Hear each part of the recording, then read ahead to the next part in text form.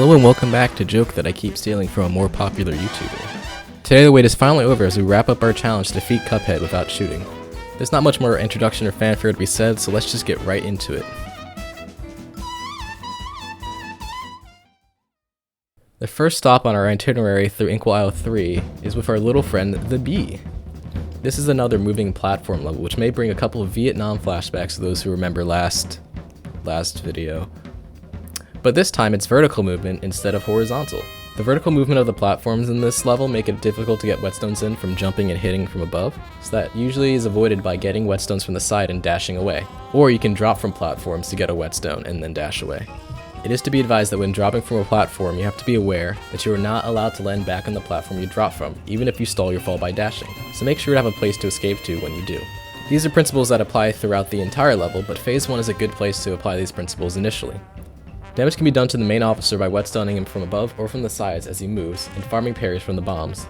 The bombs will always shoot a parryable shot to the left of it, so it's better to be near that side when it explodes. Staying on the left side also works because the officer sometimes doesn't go all the way to the left side of the screen. Just watch out for potential traps from the proletariat bees. Phase 2 involves the queen bee alternating between two attacks, two of which can be parried, and one is whatever this thing is. For each of these attacks, it's best to get supers in and whetstones as she transitions between the attacks, and then focus on not taking damage when she begins attacking. The circles need to be parried 4 times to get a card, and a parry combo can be made by getting a setup where the circle rises up to you, like this. The triangles are predictable in movement, so your main aim when you see them is to get any safe parries from them that you can, as this is the main phase for farming cards. The bullet bill attack is best avoided by hugging the wall and jumping when a bullet bill curves up towards you, and then dropping back down. Once you get into a rhythm, it's very difficult to get her on this phase. As the queen shifts to her final phase, make sure to unload any supers you have on her, as this is your last chance to use them.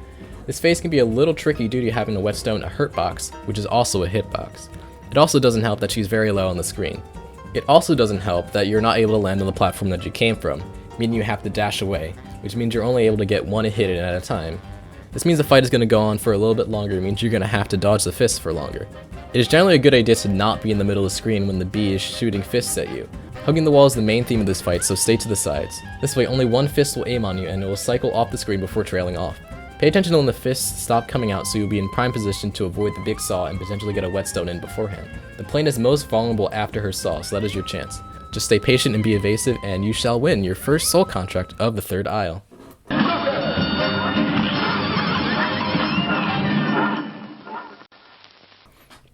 After a little quick trip to a hotel with a bunch of bees, it is now time to fight a German rat. Yeah, that makes sense.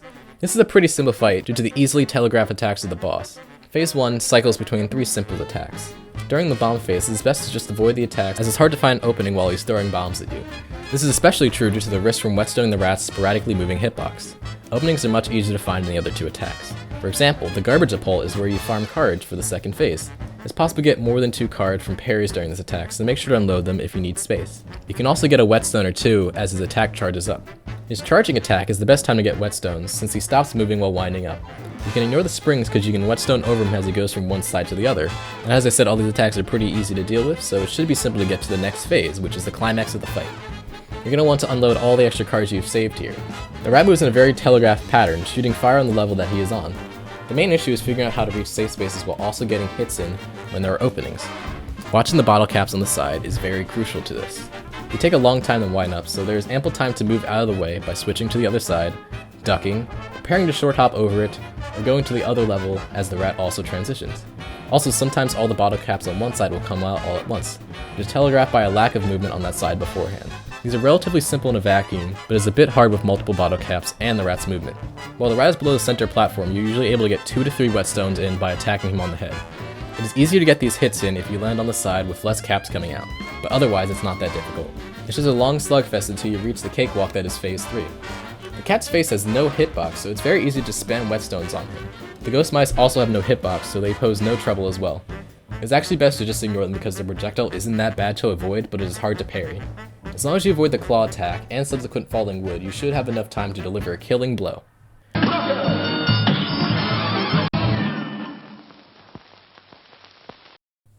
Okay, up next was Captain Brinybeard, but you see, this fight isn't okay. Here, I'll just show you. So in this fight, you can't do this. So you end up just having to do this, and then a little bit of this, and then you win. Not that entertaining.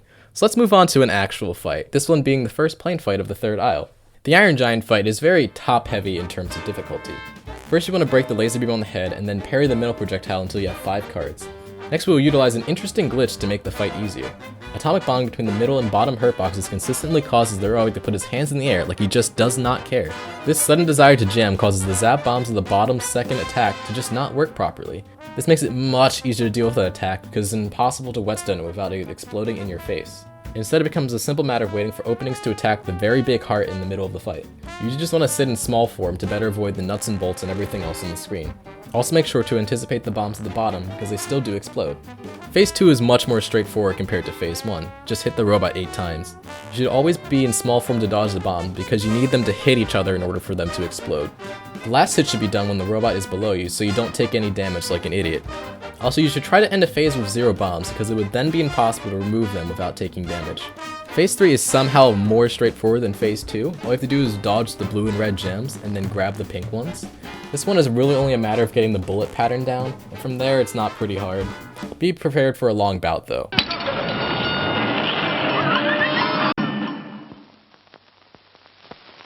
On to Sally's stage play. This fight is unique because it's the only boss in the route that utilizes a secret path. Instead of letting Sally run off with her newlywed husband in the first phase, you can instead kill him by getting on top of the baby angel decorations in the foreground, which can be done by whetstoning Sally or parrying her kissy hearts. Not only does this skip the entire first phase of the fight, but it alters the second phase to be a lot quicker and more favorable. Normally the second phase is Sally jumping around while her husband hides in a bush and her babies throw bottles at you. In this alternate timeline, the husband died and the babies don't exist. So naturally Sally becomes a nun with her nun friends that throw rulers that are occasionally pink. The fact that there is a way to get parries on this phase is super important because it allows you to use supers on the phase while also saving cards for later in the fight. But of course you have to beat this phase first, which is a challenge in and of itself. There are a lot of projectiles that can be on screen at a time, and it can be very easy to end up trapped in the corner if you aren't careful. This can only be avoided by going above or below Sally, and each of these methods have their benefits and drawbacks. Going under Sally is generally the safer option though. It is usually easy to predict when she will jump, so stand near her so she goes over you. The problem with depending on this method is there can be certain situations where you don't really want to go under her, which causes you to back yourself into a little corner. Going over Sally is something that you can really only do because you have whetstone. This should only be done after Sally has stood still or she has her rat umbrella attack out. All you have to do is whetstone her in such a situation to get the height necessary to go over her. This is very beneficial in many situations because Sally does not turn around like she does if you go under her, allowing you to gain control of the center as she moves away from you. This space is especially useful for parrying the rulers, and rats are much more manageable if Sally spawns them from one of the corners. The only drawback is that the option isn't always there due to conflicting airspace with rats and rulers. Oh, and speaking of corners from earlier, don't be in them. The number one cause of damage in Phase 2 is setting yourself up to have FaceTime with Sally in the corner and getting bombarded by rats and rulers. Always stay central or as far away from Sally as possible, only ever whetstoning her if she has just jumped or if she has her umbrella out. A lot of the rest of the difficulty from this phase is from managing to dodge the rest of the projectiles on the screen, while also getting the cards you need for later in the fight. But otherwise, you should be able to get through pretty easily. Phase 3 undergoes a major makeover due to going down the secret path. The husband joins his wife in the afterlife to aid in kicking your ass. This removes a significant amount of space on the left screen that previously was not occupied. There's also a new projectile involving baby angels rolling out a fireball that goes across the screen, which honestly makes the phase about twice as difficult. The main focus of this fight is balancing dealing damage via whetstone and making sure you're able to get over the big wave when it shows up. The meteor takes 3 whetstones to open up, aka a very long time when you also have to deal with lightning, fireballs, and a wave that could show up any second. Also, the meteor can take up a lot of space if it's in the center due to it having a hitbox. This is bad because you really don't want to jump during the lightning phase. The meteor shows up in the center. It is advised to just open it up with a super shot so you can better avoid the lightning. It is not impossible to do so with the meteor intact, but it requires a bit more skill and luck. Dodging the big wave though does not necessarily require the meteor and can be done in 3 ways. One is the normal way, obviously, where you just break it open and parry the star, but there is also a cheesy way where you just whetstone off the meteor and dash to the apex of your jump. And there's the oh god the wave came quick method where you break the meteor with a whetstone and then immediately parry the star as it rises up to get over. The latter 2 methods can be difficult, so it's advised to do the first whenever possible. Other than that, just be prepared to survive for a long time because it takes a ton of hits to get to the final phase. Speaking of which, the final phase is somehow the most straightforward yet stressful part of the fight. Due to how high up Sally is, it is really difficult to whetstone her without also taking damage yourself, meaning you have to wait around baiting the heat-seeking umbrella until you're able to get a card from the occasional pink rose to deal a super shot. Timing can be a bit tight for using the super and avoiding the umbrella, but otherwise it shouldn't take that many tries to get yet another soul contract on the 3rd island.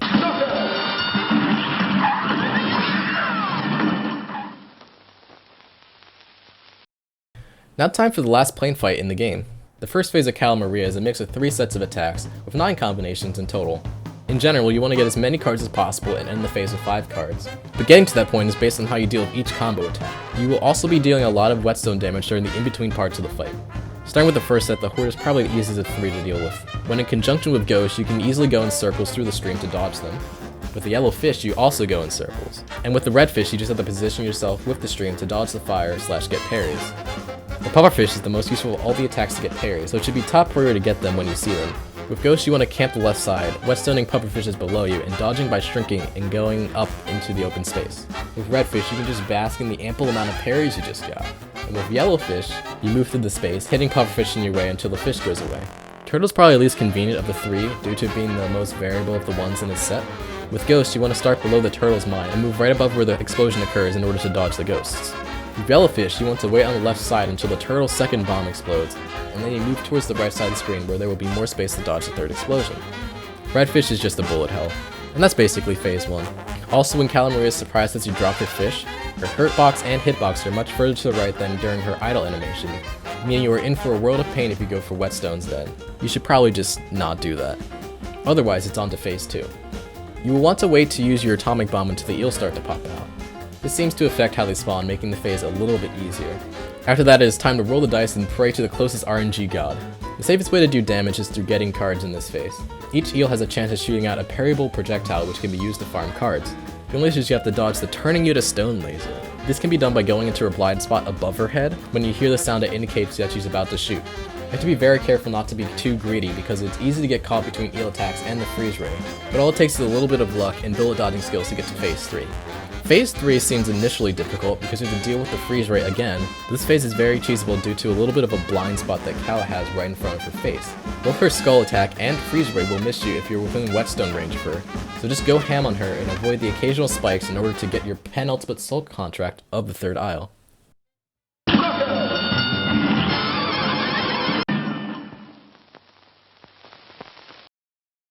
And with that, it's time to get onto the pain train, as we face the most difficult fight in the run.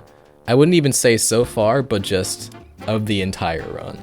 Yeah, I know it's a little bit surprising, but the train can be considered on par or more difficult to Mr. Dragon himself, and leagues away in difficulty from every other boss in this challenge. And the reason why this is true is immediately evident as we enter phase 1. Phase 1 begins with the eyeball guy, who is normally supposed to be dealt with by getting rid of the eyes he spews via shooting, which, you know, is not possible here. Instead, you have to dodge multiple eyeball patterns for minutes at a time, using only whetstone and the cards you get from pumpkins. There's not much I can say about dodging the eyeballs other than that you will have to get used to them, which, for me at least, took multiple hours. Days. One good strategy is to whetstone an eyeball to get high up and then dash over the rest, but this only really works with good timing and a lucky high eyeball. Most of the time, you'll instead be trying to get rid of one eyeball in each pair to be able to weave past them. It is also important for this phase that you parry each pumpkin candy because they will shift the cart right, meaning you are always pressured to get past eyeballs quickly or face another guaranteed damage. It is possible to recover from such a situation, but it also means you miss out on a card. Of course, none of this so far is explained how we do damage to the dude himself. The answer, of course, is farming cards. For this phase, you're going to use cards in 2 main ways. One is for immediate use to clear out some eyeballs and do a small amount of damage to the Spectre, and when I say small amount, I mean a small amount. There are also situations where you're going to be able to get away with saving some cards, in which case you will want to keep them for a big super attack. This is more efficient than using 5 cards in the other method because the attack pierces through the eyes and hits the ghastly Cyclops as well for big damage. This method is riskier than the other though, so it's best to utilize both methods to balance speed and safety. After countless hours of attempts and practice, you should be able to get to the next phase of the fight.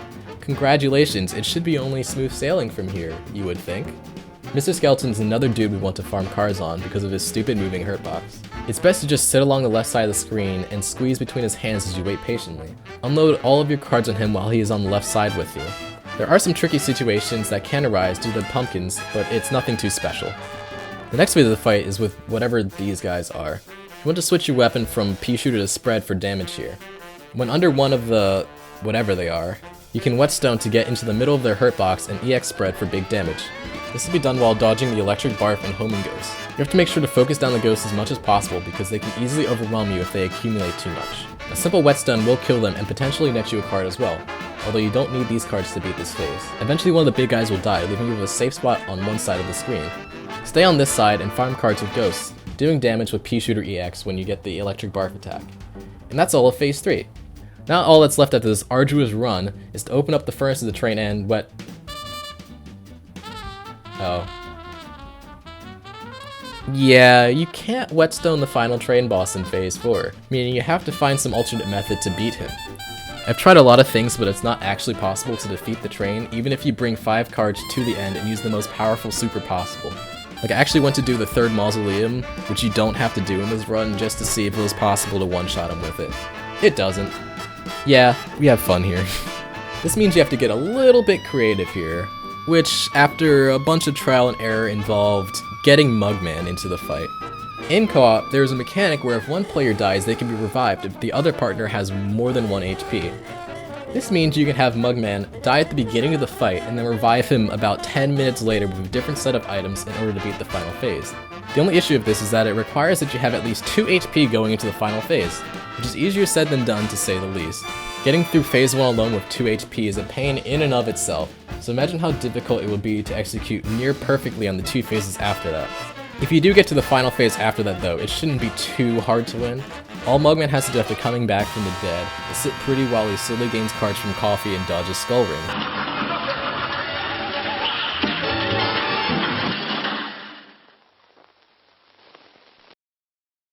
After that fiasco, it's time for a nice little break as we go into King Dice, with all of our soul contracts in hand.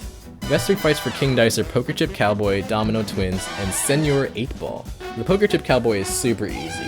All you need to do is hit him 3 times as he's bouncing and then dodge his attack a couple times. The dominoes are a little tricky due to the moving conveyor belt, but it's nothing too impossible, just hit him a lot. You're also able to get a couple cards on this fight, so it helps speed up the process. The 8-Ball also exists. Once you get to the end of the board, it's finally time to fight King Dice himself, which just involves dodging his 1 attack and barraging him with EX cards until he dies. Yeah, I kinda meant it when I said this was a little bit of a break. But that does mean we are on the final fight of this challenge, the Devil himself. Phase 1 of this fight is a little interesting due to how inconsistent it can be to whetstone the Devil. His head bobs up and down, and is only sometimes low enough to actually hit, requiring you to time your whetstones to do damage. The rest of this phase is pretty basic, if not annoying because of how long you have to endure the Devil's onslaught of different attacks, although there is a bit of optimization. One trick for dealing with the goat claps with whetstone is to aim for an imp during the windup of the attack, allowing you to avoid any timing involved with the attack at all. During some of the Devil's transformations, his hurt box shifts considerably lower than normal, allowing you to get a consistent whetstone in on him. This is most possible before Spider, after Dragon, and after Goat. Knowing this can be helpful because these are great opportunities to utilize Spread EX since whetstoning gives you enough height to be inside the Devil's hurt box, allowing you to deal big damage with cards you get from other attacks. Also during the Spider phase, you were able to get a lot more whetstones in because the Spider has a hurt box. With those few tricks and a bit of skill, it shouldn't be too difficult to get to the next phase. During phase 2, it is important to get 5 cards from the Devil's pink ear bombs before moving on. This involves a bit of waiting because the Devil will transition to phase 3 if you mindlessly whetstone him. Just make sure to not get hit while you're waiting. Pay attention to the order of the poker chips and set yourself up to avoid the eye axe without any issues, because you're going to need all the help you can for phase 3. As soon as you get to this phase, you want to spend most of your cards on Spread EX, aiming directly for the middle of the Devil's eyes. Depending on how long it takes for the Devil transition, you might be able to get a few whetstones in as well before the chaos ensues. The main difficulty of this phase comes from determining when it is safe to whetstone, because it is very easy to get a face full of bat if you aren't careful. Saving 1 card for Spread here can actually be useful for clearing up the bats on the top, but you're still going to have to avoid a couple of them. Try to stay on the side of the screen away from the flying dude that will shoot out a skull, and never attempt to parry the pink skulls. It is not worth it, I promise you. Basically, the rest of the phase is up to sheer luck as you experience a true bullet hell, pun intended. If you were able to get past all of that, all that's left between you and victory are the endless tears from an eternal being that has dared to challenge you. It can be a little stress-inducing to beat this phase, but there has been much worse throughout this run. Just earn cards by parrying the tears and aim true with your P-Shooter EXs as you carefully dodge the poker chips and...